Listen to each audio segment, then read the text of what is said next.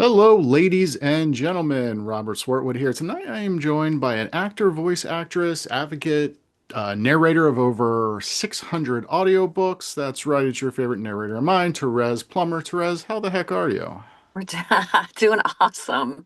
How are So you? Thanks for having me on. good. Yeah, so I know your time's limited, so I want to just kind of jump into things. When I started chatting with narrators, I always, what did I tell Eduardo Ballerini? I said that I think you guys are kind of like the unsung heroes of the publishing world because audiobooks Mm, are so huge right now. Narrators play such an integral part. Um, Personally, as an audiobook fan myself, I feel like audiobook narrators, they can make or break a book. I feel mm. like, some out there, some narrators just God bless them. They keep getting work, but I don't think they're that great, and I kind of avoid them. Other ones, like they're just immediate, like, okay, I don't really care what the book is. I see who the narrator is. I will download it. And I feel like, especially nowadays, because audiobooks have gotten so big, maybe people starting out want to become audiobook narrators. But I imagine that when you were starting out, audiobook narrating was not really probably a thing. So, like, what was the initial plan growing up? What did you want to ultimately do? That's a great question. Well, I came to New York to be a professional actor, working actor, with grand fantasies of Broadway and movie star, all that kind of stuff. And as I was working a day job and beating the pavement, I auditioning and, getting a call back here and there. My mom kept telling me that I should do audiobooks. And I was like, Mom, please stop. I'm trying to be a professional actor. Like I completely poo-pooed audiobook narration. And I didn't know anything about it, right? So contempt prior to investigation. And then I was at this place called Actors Connection where you paid to, be seen by casting directors and producers in the industry. And I had one credit left, and just for my mom, to make my mom happy, I took the class for audiobook narration with Robin Miles. I don't know if you've spoken with her yet. And she told me I should be doing this. And then I took a more advanced class with her and learned about this art, which I had no idea.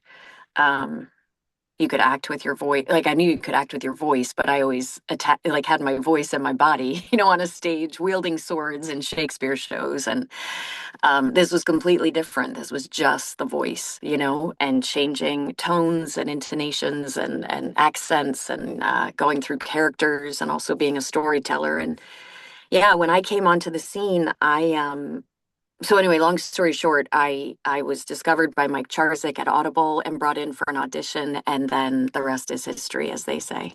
So And for what the year was last, this? I want to say 2004 So question. we're a little over 20 years now. Yeah, yeah, yeah. So it's been a very stable, well, I don't want to say stable, but dependable working actor gig. And I'm extremely grateful for it. But when I was doing it, yeah, it was definitely an art back then in 2004. People had been doing it for a while, but I believe it started as reading to the blind, for the Library of Congress, and that's how a Yeah. lot of this became. And then Audible, Don Katz at Audible, started to put his spin on it. And as you know, the rest is history. It's a multi-billion-dollar industry now Yeah. and Well, I know climbing. that a lot of the kids these days wouldn't really understand that audiobooks, if you wanted to listen to an audiobook back in the day, you were getting essentially like a 10 sleeve D or a CD thing where like Tapes, you no, would no, only like every CD was about an hour, and at the end of the disc it would say, disc 5 is ended. Please insert disc 6, or they used to be actually cassette tapes, book on cassette tape. tapes. Yep. And then now with Audible, now with just the way streaming is, people just on their phones and their tablets can easily download an audiobook, immediately start Yeah. listening wherever they are. It can link up to other devices, so it's so much more convenient, which I think, obviously is one of the reasons it's become so huge. I mean, I think audiobooks had been somewhat big, but not as big and nearly as they are. So, do you remember the very first audiobook you recorded for Audible? It was called Delicious by Susan Mallory. And it was a romance book. And I did it with Mike Charzik. And he directed me in such a way that very first gig that I learned how to direct myself. And I got such great feedback, throughout the entire process that I feel like it definitely gave me a leg up in this industry and in this evolution of being a storyteller. And at this, okay, so you've done over 600. And speaking of Audible, by the way, congratulations. Their Hall of Fame audiobook narrator. You were just recently, I guess, inducted into, you said this was the second year. Thank you. Who else was there? Hillary, I believe, did I Hillary see? Huber, Saskia Marleveld, I saw Will and January were yep, both there yep, power too. couple. So, Eduardo the was there. did you Yeah. know? Like what type of did you have any heads up when they announced it, or was it basically you just like got an email one day when was there like I mean how did I that come got an about? email that said, oh, I just thought it was a project. And they were like, oh, can you jump on this Zoom call? Katie wants to talk to you. So I was in the um I was in the parking lot of Walgreens and I took the video. And, because I thought it was a gig. I thought it was just like, an Audible original or, a different type of project. And she said, we want to congratulate you. You're being inducted into the Hall of Fame class of 2026. And I thought I was being pranked. And I was like, wait, what? And I got emotional because it was quite an accomplishment. Yeah, I felt Yeah. really good about it. Yeah, no, Yeah. congratulations. That's huge. And then of course you've won other awards. That there's been a whole slew. Audiobook kind of has their own, you know, Audie's, yeah. yeah, the Audies, the was it the Earphone Awards or The like as like Earphone certain Awards. titles will get so and Yeah. then so okay, so you've done over 600 titles at this point, but you've done voice acting, you've also done acting. Yeah. You've been in a handful of things. So, but I guess at this point you would say that, if you had to identify yourself, you would say you're a audiobook narrator Sure. or I is it usually more of say just like an actor because I mean that really encompasses yeah. everything. Yeah, I say actor, voice actor, whatever I'm auditioning for. I mean, if it is voice acting, I'll just say I'm a voiceover artist or, voice actor. But yeah, I've done a number of TV shows, commercials, and then I've been lucky enough to do some voiceover for film and, independent film, but also some really, really great projects, some Pokemon, some Yu-Gi-Oh, just fun stuff, stuff that I did not anticipate being able to do when I came to New York City. Yeah. So that first title that you narrated, I'm assuming after 600 titles that your process has probably changed. Like what type of prep would you say when you started out you would do per title versus what it happens now? Like has that changed over the past 20 some years? Yeah, no, I mean, when I started, we were laughing about this at the Hall of Fame. We had to record off of paper. So I would usually line up 3 pages of paper, with the story on it, and then we'd have to get rid of all three and then put three more on. And recorded books, when they would give me, I started doing the Robin Carr Virgin River series with them. They would hand me the book, the actual book. They're like, "Here, read the book," and then come in and record it. So today everything's online. It's all on. I annotate, and I annotate allows me to highlight things and look up words and leave myself voice memos and notes throughout, so that once I get into the studio, I want to be able to just perform the book. I don't want to have to worry about like, oh God, who's that guy? Where is that? Like I know because I've read the book already. Like I know where the action is going, where the dramatic arcs are, and then I get to just act. I get to just bring my gifts to the project for the author because that's my main concern. I mean, the book is their baby. Like they have spent, I mean, you understand that very well. My job is to absolutely honor the book that they put out into the world. A lot of times they're choosing me from auditions to voice their project, and so I just want to like do my homework so I can go in there and give them the best telling of their story. So to be clear, so you're saying that you before every project you actually read the entire book or you kind of skim it or I mean because I mean, No, time is yeah, money. So like you yeah, and like obviously for people who don't know, as an audiobook narrator, essentially you get paid, per audiobook that you do, how many hours, or I guess how many finished hours. And so, like, how much for that prep time, like, are you really, if it's a 500-page book, I mean, are you spending that time? Because you're eventually going to actually have to read it again Yeah. when you're doing the recording. Yeah, I do. I do. I prep it. Wow. Yeah. Wow. So, Yeah. all right. Well, then, how about let's go back here. And speaking of Virgin River, of course, that was turned into a very popular Netflix show, and it looks Yeah. like you were in an episode. Yeah, season one, episode four. So crazy to have recorded the whole series and have the town built up in my head with each book, and then to be on the set and seeing like Jack's bar and Doc's, house with the medical facilities that Mel works in. It's like a dream. It was great. It was like a full circle moment. It was so awesome. Are there any languages that you're able to speak, or at least able to fake? Like if you have like either certain accents, or if there are places in a book that has to switch to another language?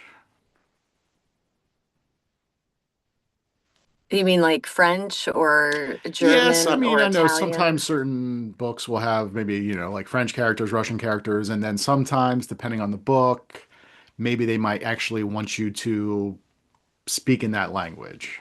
Well, yeah, I mean accents for sure. Like a lot of authors want accents for their books, and I was taught early on to just do a hint of an accent. There's nothing worse than a butchered accent. I also love when an author says he had a general European accent or like a vague European accent, because then you can just have fun with it, roll an R here and there. But yeah, definitely, definitely. I would say I'm not as good at it as some of my colleagues, but I can definitely bring an accent to a story.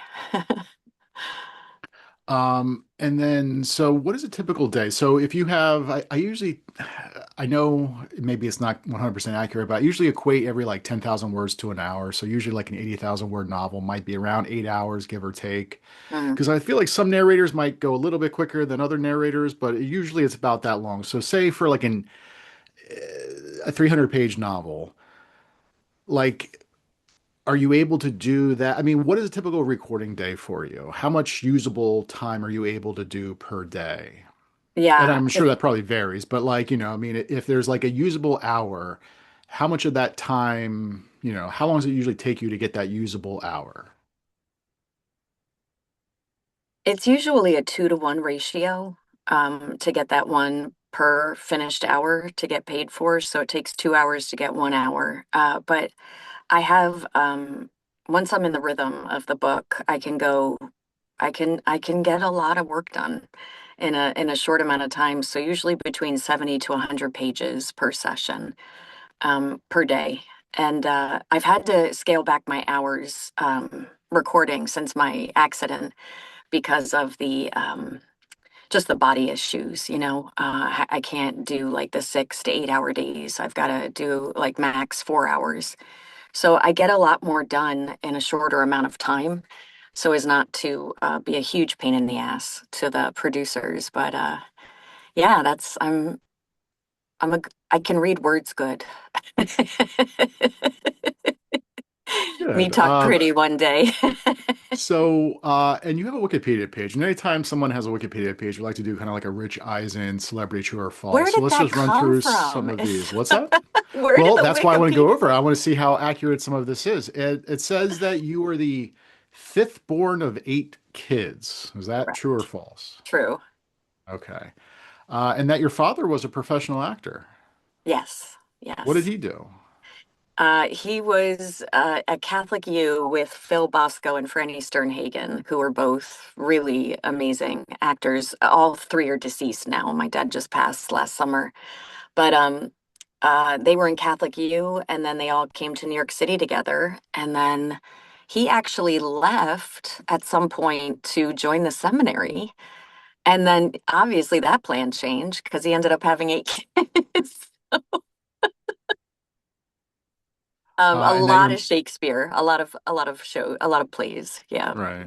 And that your mother was a librarian. So did you, because I mean, Well, obviously you were, there's a oh, is that cool story there. Yeah, okay? my mom Yeah. was actually a professional photographer, and she was at Woodstock and shot an amazing photo of a young hippie in a field, and it went all over the AP wires. She was a very talented photographer, and yeah, but then once she had 8 kids, Wikipedia is shortchanging her because they just have her listed as a librarian. yeah, we got to change that. She's pretty rad. And then of course they also mention, yes, the car crash that you were in back in, it says June 11th, 2021. Do you want to talk a Yeah, little bit about, because I'm sure, I mean, any type of accident obviously can be traumatic, but I remember seeing online like it was really debilitating. And like you said, you're not able to record as much as you used to. yeah. Yeah, June 11th, 2021, I was driving to meet my sister for sushi, and all of a sudden there was a car in my lane coming towards me, and that's the last thing I remember. And when I came to it in the ICU, everything was broken, everything, and and I couldn't move. And I've undergone 19 surgeries. What happened was a drunk driver left his lane of traffic, came into mine, I guess sped up to try to get ahead of everybody, and crashed me head on. And both cars caught fire. And because of two good Samaritans, they rescued all of us like 10 seconds before both cars exploded. So definitely cheated death that day. But yeah, it's been a long road of recovery. And I've spent the last 4.5 years just going through surgery, recovery, surgery, recovery. So it's really, really nice to like kind of be back semi-normal now, live with chronic pain every day, deal with that. Everyone's got something.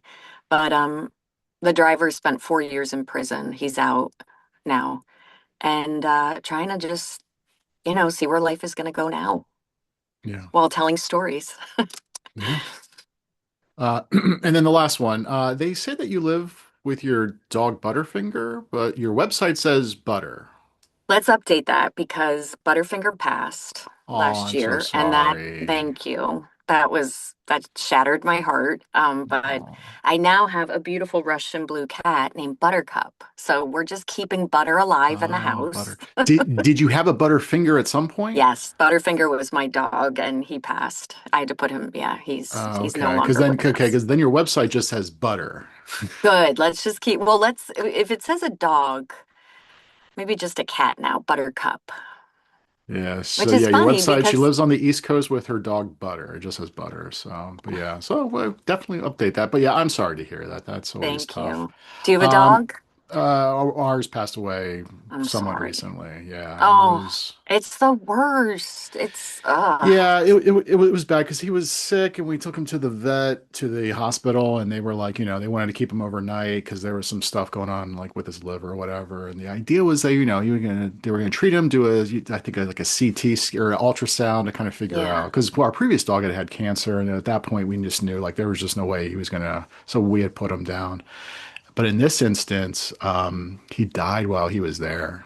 So we weren't even with him, which was Oh, really tough because we had talked to the doctors, and the doctors made it sound like, they did ultrasound, they didn't really see any, specific thing, and they were going to hold him overnight and that we were going to pick him up the next day. oh my And we had the gosh. opportunity just to go and, just to go see him. And we were like, we didn't want we thought that'd be very confusing for him, and it'd be like hard for us just to go see him. They would probably like bring him into like a room, and we would see him for like 5-10 minutes, and then he would go back, and then we would leave, and we're like, we're just gonna wait, Uh, and then we got a call. Basically, he had just and so yeah, that was tough because like we're just he had always been with at least one of us oh my God. I'm for like how old getting was he? 7 or 8, emotional. and then like his last 24 hours, he was, yeah. So it was pretty tough. I'm sorry. And that but anyway, Yeah. you've done a lot of audio books of a lot of different genres. Obviously, you mentioned Yeah.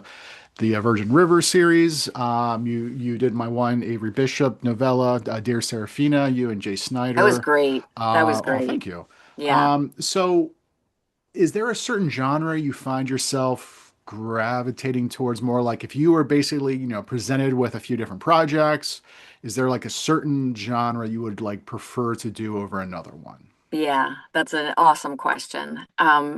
I love them all. However, I lean more towards the dark side. And I'm recording a book right now where I'm playing a mom whose daughter was kidnapped. And because the cops are just kind of, I don't want to say not looking, but the research that I've done, there's a serial predator out there that's kidnapped like six other girls, just like my daughter. And, we did a full session of that today. And I mean, it's tough, but it's also like, that's my happy place. Like those are the characters I love to play. Gritty, dark, traumatized, but also strong AF. Yeah. And Do romance is you, great too. yeah. Well, I mean, do you like to kind of bounce back and forth? I mean, do you Yeah, feel like yeah, doing yeah. too many dark books in a row is No, not I good for you? rarely do dark books. So when I get one, I'm like, hee hee hee, yes, yes. I just Yeah. like thrillers. I love Yeah. thrillers. After 600 plus books, have you found, is it like has it gotten easier, or is it still just, every book is different? Or I mean, like I don't know, like do you feel just, I'm assuming you might feel more comfortable doing it, or maybe not. I definitely do. I also feel, hold on one second. We have a cat holding on for dear life behind my chair. Yeah, sorry. The romance, there's certain series of romance that I've done for so long that they're I don't want to say easy. Yeah, they're not as hard as like they once were, right? So like I know all the characters, like, Irene Hannon has a Hope Harbor series, and each book is bring will bring you a new couple and things will happen and it's totally different, but it's like romance is kind of formulaic. There's definitely a formula to that. And then I got cast for Nobody's Girl, which was the memoir Mm, for Virginia Giuffre, and that was different than anything I'd ever done in my career up to this point. And to take somebody's life as awful as her life before she committed suicide had been and be her voice because she's not here to do it was such an honor, but also so crazy, like so intense emotionally, especially because every time I looked at the news, it was more uh, news stories about Epstein and the Epstein files. So that shed a light on what we do as narrators in a whole new way for me. Because we are storytellers, yeah, and sometimes people write their story and they're not here to do it. Okay, so then what happens? Does their story just go unheard? It'll definitely be read, but thank God they were like, no, we want this to be told. And I just still can't believe I got a chance to tell it. I feel very lucky for that. yeah, I wanted to ask you about that because you talk about obviously there's dark fiction books and then there's dark books like this one. Is that, I mean, I guess like how you would approach it. Like, is it more, it's one thing to read kind of, I guess, a fictional character doing terrible things versus what is essentially this memoir of these real terrible people doing terrible things. Like, I don't know, like were you approaching that a little bit differently? I hold on a sec, this little girl. I think, yeah, definitely. That's such a great question because there is still kind of a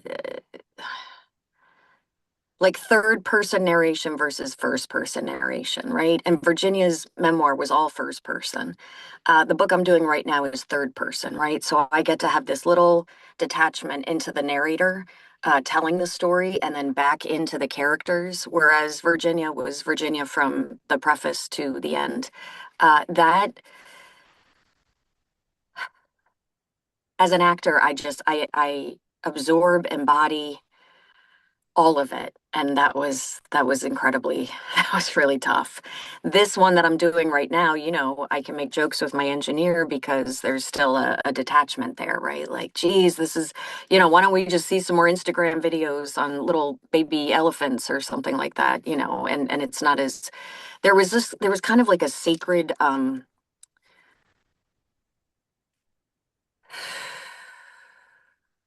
reporting that went on with that memoir. I was trying to like embody it and not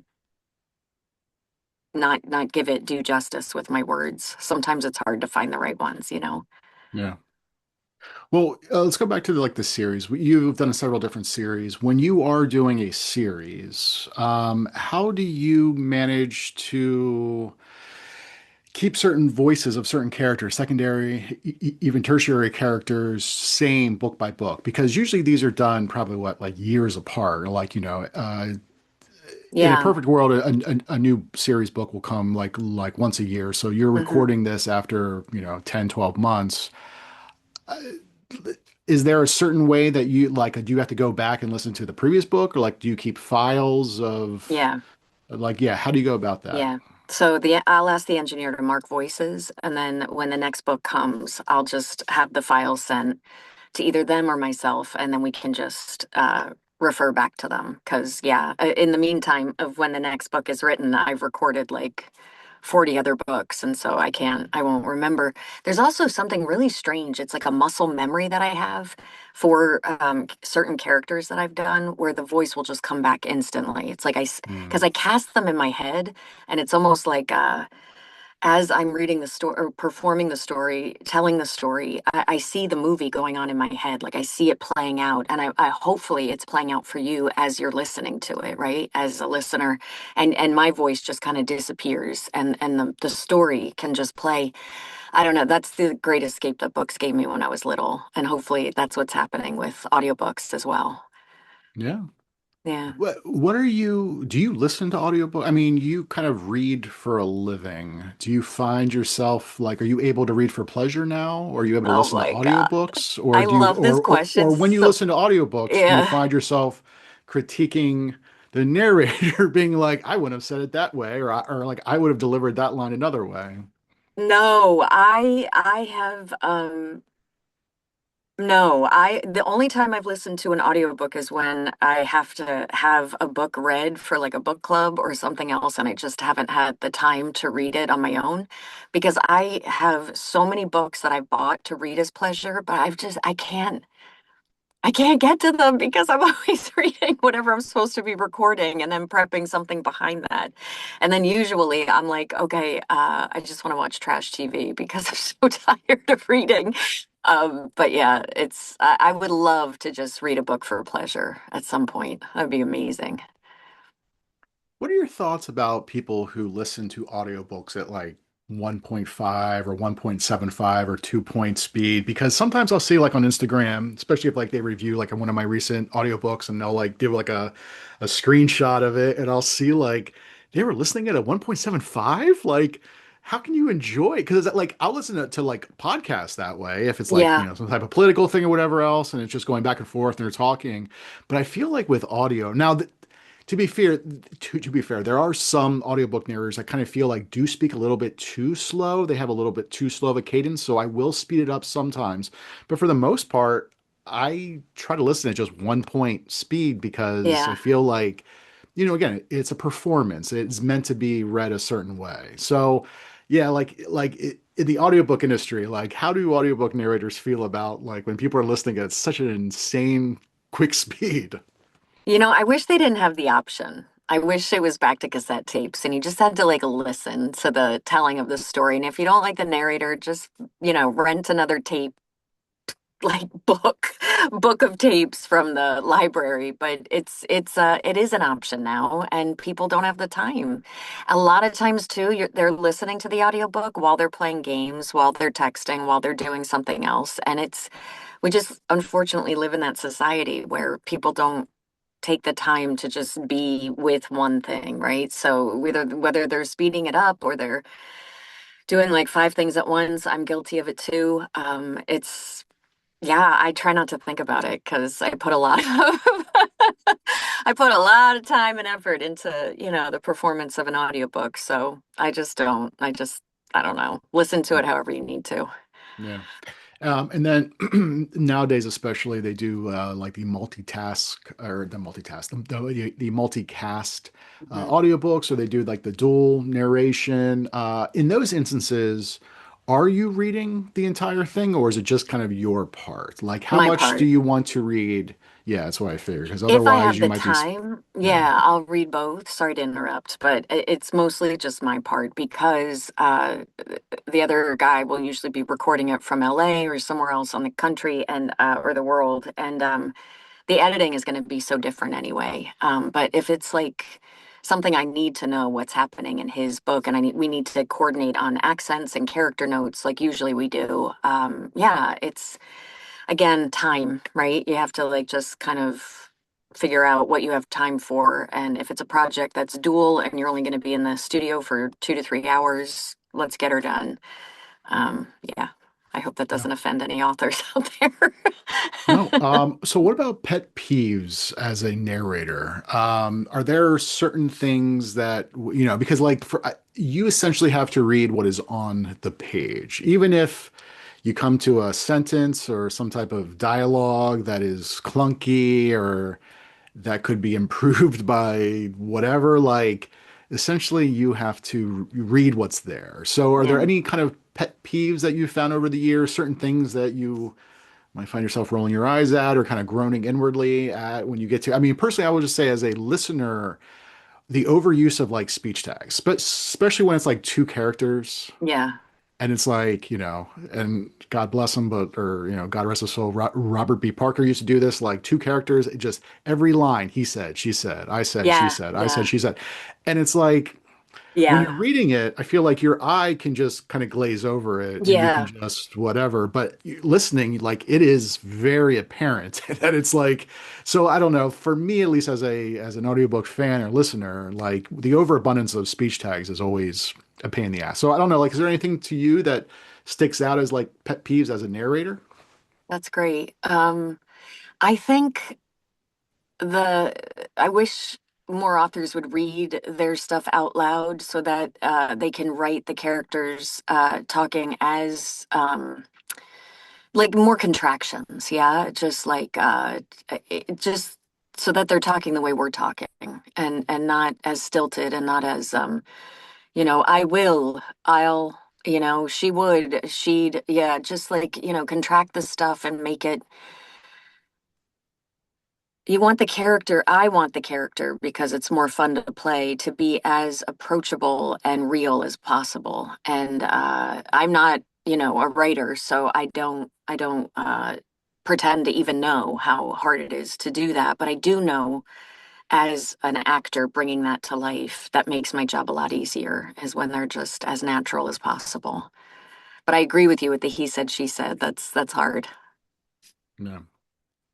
All right. So in the time remaining, are there any projects? You mentioned the Virginia one, obviously, I'm sure is kind of sticks with you, but are there other ones like after 600 plus audiobooks that have really just kind of stuck with you? Because I'm sure there are some, because I've talked to some narrators where, you know, they might get somebody come up to them and say, I really enjoyed your performance in, X book. And that might be like, I have no memory at all of that. Because I mean, how many audiobooks do you do like in a given year? How many would you say that you do on average at this point? I don't even know. I don't know. I've never stopped to think about it. I'm just happy if I have jobs throughout the month. I Like don't you, know. okay, so we're at this point, you're over 600. Like, do you keep like through the years, like do you keep a log? Like, how do you know like when you hit 700 or 800, It's on Audible. Audible yeah, keeps but count for sometimes me. those titles kind of disappear depending on the rights of, the rights Do of the they? publishers and whatever. I mean, yes, Ah, usually at least contractually, depending on the contract, after a while, the publisher might only have the right to publish that for 5, 7 years or whatever mm, else. And then if the author wants to get back those rights, I mean, that will go down. And sometimes, it might get re-recorded by another narrator or whatever else. But yeah, I mean, just because it's on Audible doesn't necessarily mean it's going to be there forever. Well, I should add another 100 to my titles. No, yeah, I guess, gosh, if I would have to say, maybe like 70, 60, 70. Is that a lot? I don't even know. I do maybe like two or three a month. And then there's times where there's dry spell. And then it comes back in a wave where there's a lot of I will tell you this, that I've had people email me about the Robin Carr Virgin River series. And especially truckers are big listeners of audiobooks, but also veterans. And they've said to me, thank you so much for your work on Virgin River. I have PTSD, and listening to you tell these stories has helped me calm down and my anxiety decrease. And I mean, who thought I wanted to like be on Broadway and I wanted to, be a star?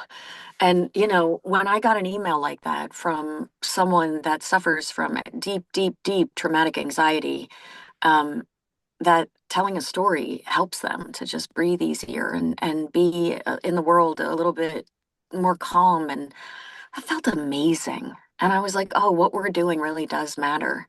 Yeah, it's a huge industry now and people are making tons of money off of it. We still need royalties as narrators. I will put a plug in for that. But oh, and we should end with not AI telling stories, but humans telling stories. How about that? Just took a Yes. detour.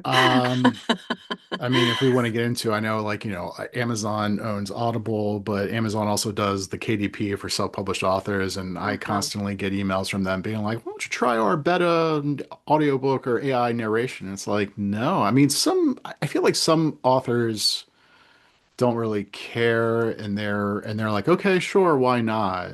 Um, for me at least, I'm an audiobook fan. I really appreciate there's certain, I really appreciate like the art form itself, and I would never really want to. But I mean, even listening to some of like the samples of the AI stuff, it's like it's not that Yes, bad. thank But I you. can't imagine listening to an entire book that way, though. Yeah. I feel like there's still like like you guys are able to get nuance, and there's certain things that just like AI, I don't know. But let me ask you this: so how would the royalty thing? So for people who aren't aware, so right now, essentially, audiobook narrators for the most part get paid per book, like per finished hour, so many hundreds or whatever dollars per finished hour, and essentially that's it.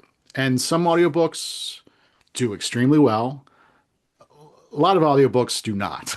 So like how would that like in say they get to a place where you guys are able to get royalties off this, is the basically is that like are we cutting back on that per finished hour rate? You know what I mean? Or like would that stay the same? Like how would that work? I like is there a give or take on that, or like I don't know, like what is being proposed right now in the industry behind the scenes, I, if you're able to talk about it? I don't want to like get anyone into trouble. I'm just no, curious it's been myself. proposed for a long time and nothing's come of it. And I mean, I know as an actor and many of my colleagues, we would take a slight pay bump to get the royalties. There's times where work does dry up a little bit for each of us. And, it's just like with actors with TV, you need to depend on those royalties to be able to sustain, pay your mortgage, pay your rent, pay your freaking electric bill.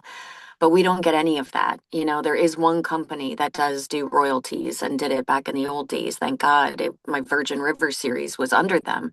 So, like once a year, I'll get a couple grand in royalties for that, which is wonderful. But I've done really, really big titles as well as my colleagues, and no, we don't get royalties. And we come to the contract table all the time with SAG-AFTRA, and it's very frustrating because nothing has come of it.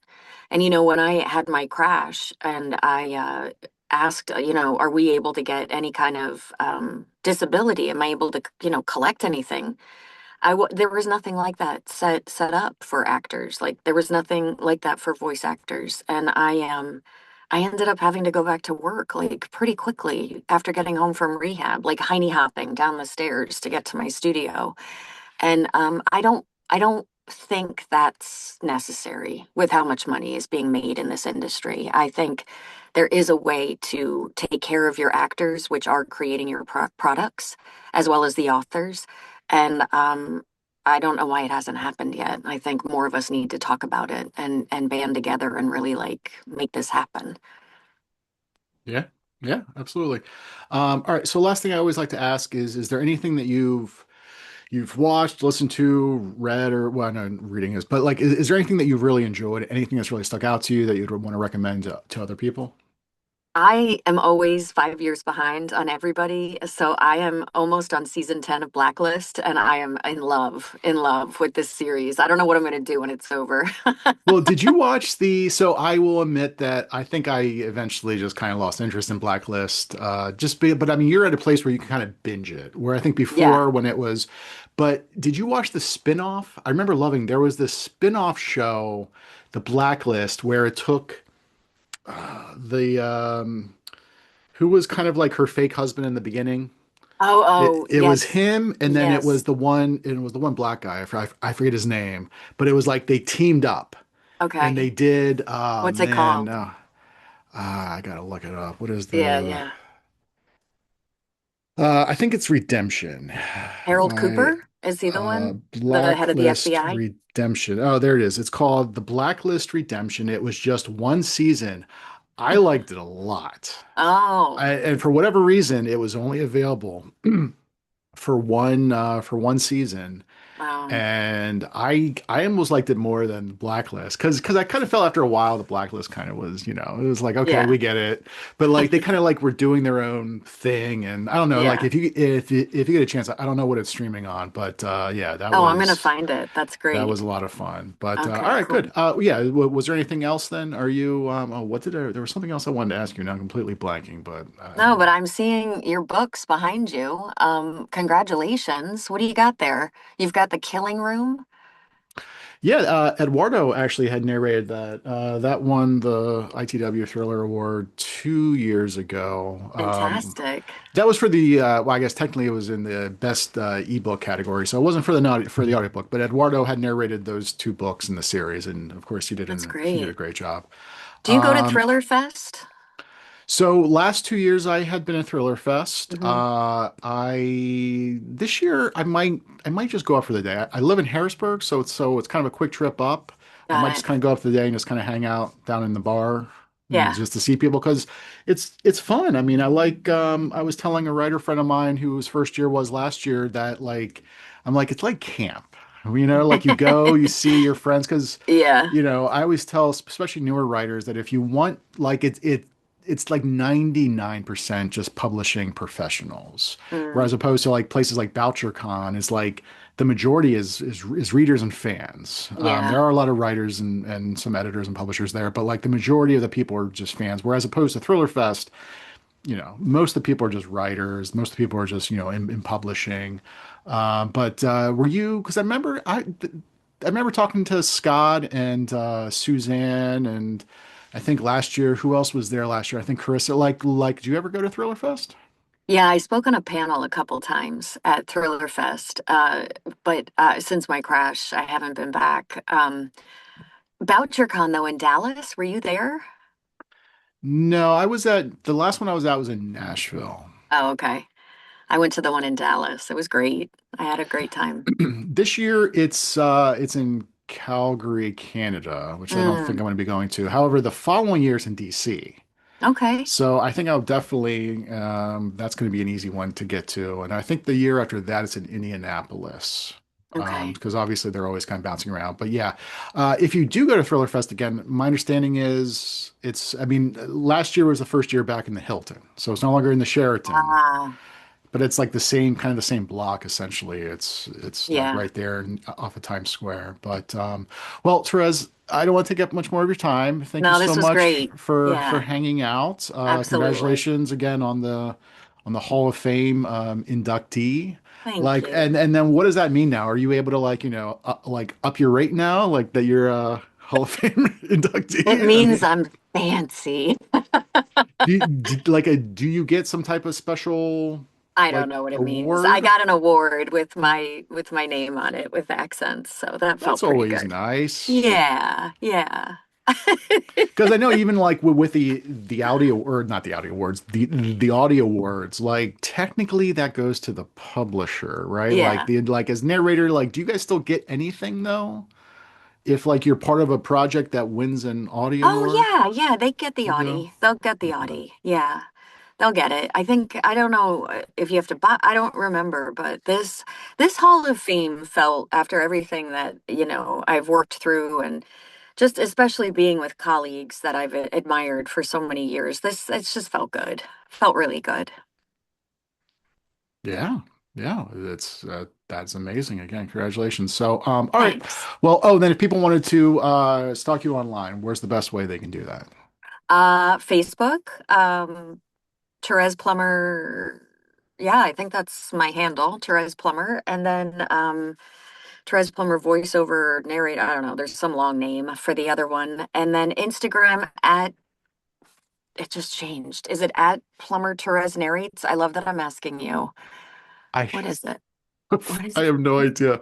I know, I know. Hang on. I will am I like it used to be at Plumber Therese. Let me see. Let me see. Here, I'm on your website right now. It is well, this might not be accurate if the website hasn't been updated in a while. Nope, it's No, at it's a different Therese one. it's at Therese Plummer narrates. Okay. So did you have a different like did you have to change your handle or something, if you don't mind me asking? No, well, when I started working with my friend Chelsea, she started doing my Instagram because I I'm see. where did you go? Oh, there you are. Yeah, yeah. She just was like, "Oh, let's get you a cute handle." Like I have no idea how to do social media. I'm like, just tell me what to do and I'll do it. But I have been really enjoying having conversations with people for my wonderful Human Wednesday little Yeah, podcast. did I see you did recently you chatted with Tanya Eby? Yes. Okay. She was the Yeah. last one, and I'm going to talk to Beth Hicks, who is a actor and voice actor, and also direct, like amazing director. And Tammy Greenwood, T. Greenwood, her book "Everything Has Happened" is coming out on the 28th. I've done a couple of her books. She's amazing, amazing. Well, yeah, I guess that's another thing. Is there anything that people can be aware of to look out for? Any books that, I don't want you to pick favorites, but are like you mentioned the Teen Green ones, but Everything Has like are there Happened. Yep, okay, Everything that Has one? Happened by T. Greenwood is coming out on the 28th.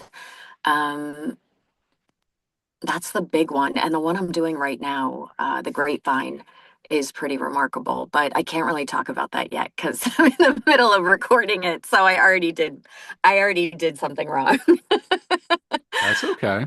Yeah, yeah, yeah. Well, I kind of feel with narrating, maybe you don't jinx things as much as like a author who's in the middle of writing a book, talking too much yes, about a project. I feel like sometimes, at least for me, I get in my head. I don't usually like to talk about projects, but hopefully, we'll okay. But all right, Therese. So thank you so much for making time. Everyone, go check absolutely. out obviously the over 600 plus novels. A majority of them are on Audible, and follow Therese on social media. So. Thanks again. Yeah, absolutely. So thank you so much, and we'll see everyone later. Bye.